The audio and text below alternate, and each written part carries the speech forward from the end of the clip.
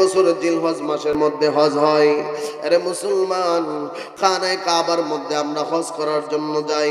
ওই ইয়ামানের একজন বাদশা, যার নাম ছিলেন আব্রাহা বাদশা, মনে মনে চিন্তা করলেন, আমি এই কাবার চাইতে সুন্দর একটা ঘর আমি তৈরি করব। আমার দেশের মানুষগুলো কাবা শরীফের মধ্যে যায়, আমার দেশের মানুষগুলা পর্যন্ত আরব দেশের মধ্যে যায়। আমি একটা ঘর তৈরি করব রে, যেই ঘরটা হবে কাবা শরীফের চাইতে আরো সুন্দর। মুসলমান ভাইয়ের আমার, গভীর মনোযোগ দিয়া শোনো। এবার এই বাদশা কি করলেন জানেননি? সুন্দর করে জাঁকজমকপূর্ণ একটা ঘর তৈরি করলেন। এই ঘরটা তৈরি কইরা আবার ইয়ামান দেশের মধ্যে ঘোষণা কইরা দিলেন, আজকে থেকে তোমরা কেউ মক্কাতুল মুকাররমার মধ্যে হজ করার জন্য যাইতে পারবা না। নাউজুবিল্লাহ, জোরে বলেন। আজকে থেকে তোমরা কেউ মক্কাতুল মুকাররমার মধ্যে হজ করার জন্য যাইতে পারবা না। ডাক দিয়া কই, কি জন্য যাইতে পারবো না? এই জন্য যাইতে পারবা না, ওই মক্কাতুল মুকাররমার মধ্যে তোমরা যায় তো কাবা শরীফ তাওয়াফ করো, একটা ঘরকে তাওয়াফ করো। ওই চাইতে আরো সুন্দর একটা ঘর আমি নির্মাণ করেছি। নাউজুবিল্লাহ, জোরে বলেন। আজকে থেকে তোমাদেরকে আমি অর্ডার করে দিলাম গো, তোমরা আজকে থেকে এই ঘরের মধ্যে, এই ঘরটার চতুর্দিকে তোমরা তাওয়াফ করবা, আর তোমরা আরব দেশের মধ্যে যাইতে পারবা না। বন্ধুরে আমার, এই বাদশা ইয়ামান দেশের মধ্যে যখন এই নিয়ম করে দিলেন, ইয়েমেনের কোনো মানুষ আর হজ করার জন্য আরব দেশের মধ্যে আসে না। বাদশা বইলা দিছে, কেউ যদি আরব দেশের মধ্যে মক্কাতুল মুকাররমার মধ্যে হজ করার জন্য যাও, তাইলে তোমাদেরকে কঠিন শাস্তি দেওয়া হবে, তোমাদেরকে কঠিন প্রহার করা হবে। সুতরাং তোমরা হজ করার জন্য আর মক্কায় যাওয়া লাগবে না। তোমাদের জন্য আমাদের এই জায়গার মধ্যে একটা গির্জা নির্মাণ করেছি। বন্ধুরে আমার, এই কথা বলার পরে রাজ্যের মানুষেরা আর মক্কাতুল মুকাররমার মধ্যে যাই না। আরে মুসলমান, মনে রাখবেন, শান্তি হলো দুই প্রকার। জোরে কোন কয় প্রকার? একটা হলো চোখের শান্তি, একটা হইল মনের শান্তি। দুই প্রকার শান্তি। চোখের শান্তি একদম অল্প সময়ের জন্য, আর মনের শান্তি হলো দীর্ঘস্থায়ী। কথা কোন ঠিক কিনা? মুসলমান ভাইরা গভীর মনোযোগ। ওই আব্রাহাম বাদশাহ ঘোষণা কইরা দিলেন, মক্কাতুল মুকাররমার মধ্যে কেউ হজ করতে যাইতে পারবা না।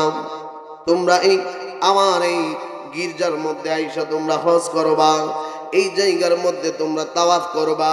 কিন্তু রে মুসলমান, চোখের শান্তি এক জিনিস, চোখের শান্তি কয়েকদিন থাকে, কিন্তু মনের শান্তি সব সময় থাকে। যারা সোনার মদিনায় গিয়েছেন, এখানে অনেকে আছেন সোনার মদিনায় যারা গিয়েছেন, ওই সোনার মদিনায় যাওয়ার পরে কিন্তু আপনার মনটা এখনো পর্যন্ত একা একা যখন বইসা থাকেন, মনে মনে যখন কল্পনা করেন, হাইরে সোনার মদিনা কত সুন্দর, কত সুন্দর, বাংলাদেশের কত সুন্দর জায়গার মধ্যে যান, ওই সোনার মক্কা সোনার মদিনার মধ্যে যায় যে শান্তি লাগে, ওই শান্তিটা কিন্তু পাওয়া যায় না। আরে মুসলমান, গভীর মনোযোগ, অন্তরের মধ্যে গান লাগাও। এই জন্য মক্কাতুল মুকাররমার মধ্যে গেলে আপনার একটা শান্তি লাগে, মনের একটা শান্তি লাগে। মদিনাতুল মুনাওয়ারার মধ্যে গেলে আপনার একটা শান্তি লাগে, মনের একটা শান্তি লাগে। এবার মানুষগণ আস্তে আস্তে করে বছরের পর বছর যায়, বছরের পর বছর যায়, মানুষ আস্তে শুধু কমতে থাকে, কমতে থাকে। মানুষ আর এখানে যায় না, ওই মক্কাতুল মুকাররমার মধ্যে হজ করার জন্য চলে যায়। এবার বাদশার মনটা খারাপ হয়ে গেছে রে, মনে মনে ভাবতেছেন, হাই রে, এত টাকা খরচ কইরা, এত কষ্ট কইরা, এত সময় নিয়া এত সুন্দর একটা গির্জা তৈরি করলাম, মানুষদেরকে বললাম এই জায়গার মধ্যে আইসা তাওয়াফ করার জন্য, কিন্তু মানুষ এই জায়গার মধ্যে আসতে চাই না। দিন দিন শুধু মানুষ কমতেই থাকে, কমতেই থাকে। ওই মুহূর্তের মধ্যে বাদশা কি করলেন জানেননি? এবার মনে মনে ভাবতেছেন, ওই মক্কাতুল মুকাররমাকে ধ্বংস করবেন। নাউজুবিল্লাহ, জোরে বলেন। এরে মুসলমান, আল্লাহর খানায়ে কাবা কি পৃথিবীর কোনো অপশক্তি ধ্বংস করতে পারবে? পৃথিবীর কোনো অপশক্তি খানায়ে কাবা ধ্বংস করতে পারবে না, কারণ এই খানায়ে কাবাকে নিরাপত্তার চাদরের মধ্যে আবদ্ধ রাখছেন আমার আল্লাহ। জোরে কোন আল্লাহু আকবার। এই জন্য খানায়ে কাবার উপর দিয়া কিন্তু কোনো পাখিও যায় না, কোনো প্লেনও যায় না রে মুসলমান, কারণ প্লেন যদিও ইহুদি খ্রিস্টানরা নির্মাণ করছে, কিন্তু তারা বিশ্বাস করে আল্লাহর অসীম ক্ষমতা, তারা কিন্তু আল্লাহরে অন্তর দিয়া মানে, মুখে মুখে বিশ্বাস করতে চাই না। তারা নিজেরাও জানে আল্লাহ তাআলা সর্ব ক্ষমতার মালিক। আমার মুসলমান ভাইরা, এবার এই বাদশাহ মনে মনে ভাবতেছেন আমি খানায় কাবা ধ্বংস করে ফেলবো। খানায় কাবা যদি ধ্বংস করে ফেলি আর কাবা শরীফের মধ্যে মানুষ যাবে না। এই কাবা শরীফ ধ্বংস করলে ওই কাবা শরীফের মধ্যে আর মানুষ যাবে না, সব মানুষ আমাদের ইয়ামান দেশের মধ্যে চলে আসবে, আমার এই গির্জার মধ্যে চলে আসবে। হাজার হাজার সঙ্গী সাথী নিয়া এই বাদশাহ আবার রওনা দিলেন খানায় কাবা ধ্বংস করার জন্য। বিশাল হাতি নিয়া, একটা বড় হাতি, যেই হাতির নাম ছিলেন মাহমুদ, আবিসিনিয়ার একজন বাদশার সাথে তিনি পরামর্শ করলেন। ওই বাদশার হাতি নিয়া যখন আসলেন, আমার মুসলমান ভাইরা, বড় বড় হাতি নিয়া যখন ওই খানায় কাবা ধ্বংস করার জন্য রওনা দিলেন, ওই রওনা দেওয়ার পরে ওই মুহূর্তের মধ্যে যখন ওই খানায় কাবার দিকে আসলেন, ওই খানায় কাবার দিকে আসার পরে মক্কাতুল মুকাররমার মধ্যে যত মানুষ ছিল রে, সব মানুষ ভয় পায়া অন্য অন্য জায়গার মধ্যে চলে গেছে।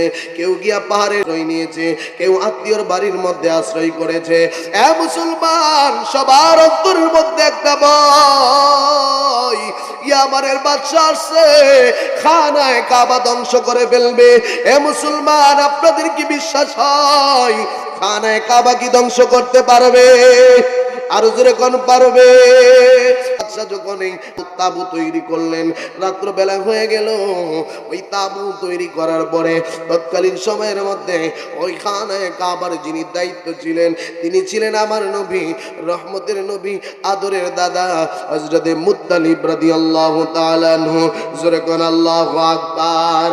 আব্দুল মুত্তালিব এই কথা শোনার পরে ওই খানায় কাবার মধ্যে যায়া, ওই খানায় কাবার সামনে দাঁড়ায়া আল্লাহরে ডাক দিয়া কয়, আল্লাহ, এই খানায় কাবার মালিক হইলা তুমি, এই খানায় কাবার মালিক হইলা তুমি। তোমার কাবা ধ্বংস করার জন্য ইয়ামানের বাদশা আসছে, আব্রাহা বাদশা আসছে। আল্লাহ, তুমি তোমার কাবাকে তুমি রক্ষা করো।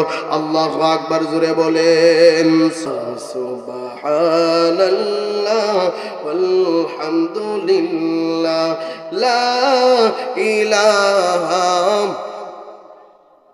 তুমি বাঁচাও, তুমি মারো, অবিরত ক্ষমা করো, তুমি বাঁচাও, তুমি মারো, অবিরত ক্ষমা করো।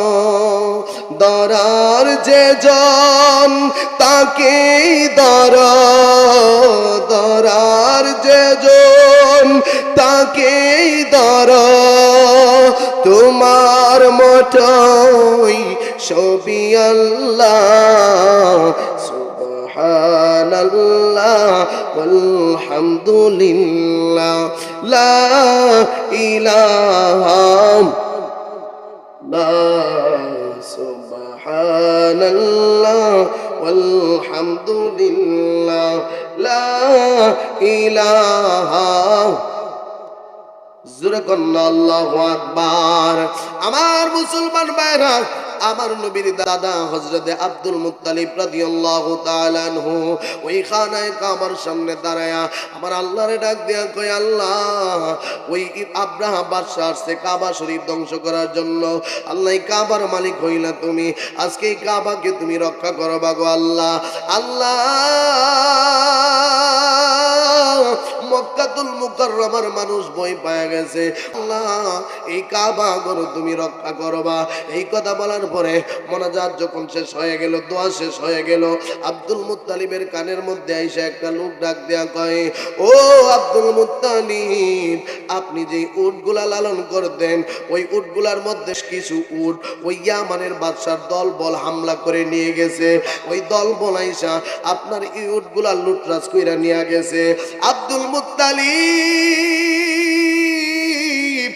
এই কথা শোনার পরে রে এবার কলিজাটা কত বড় দেখেন। আমার নবীর দাদা, আল্লাহু আকবার জোরে বলেন, আমার নবীর দাদা হযরতে আব্দুল মুত্তালিব এইবার দৌড়ায়া ওই ইয়ামানের বাদশার কাছে চলে গেলেন, আব্রাহা বাদশার কাছে চলে গেলেন।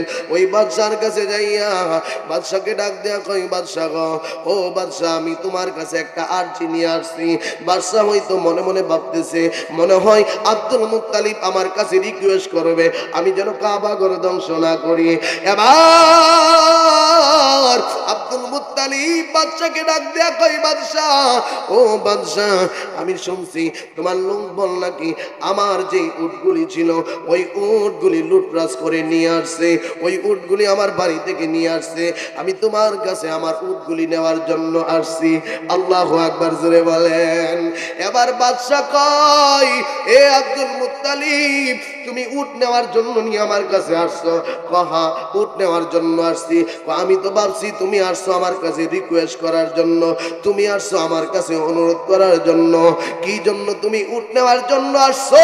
কাবা শরীফ ধ্বংস করার জন্য আসলাম। কাবা শরীফের জন্য তুমি কি জন্য অনুরোধ করলা না? এবার আব্দুল মুত্তালিব বাদশাকে ডাক দিয়া কই, বাদশাহ, এ বাদশাহ, এই কাবা শরীফের মালিক হলো আল্লাহ। আল্লাহু আকবার জোরে বলেন।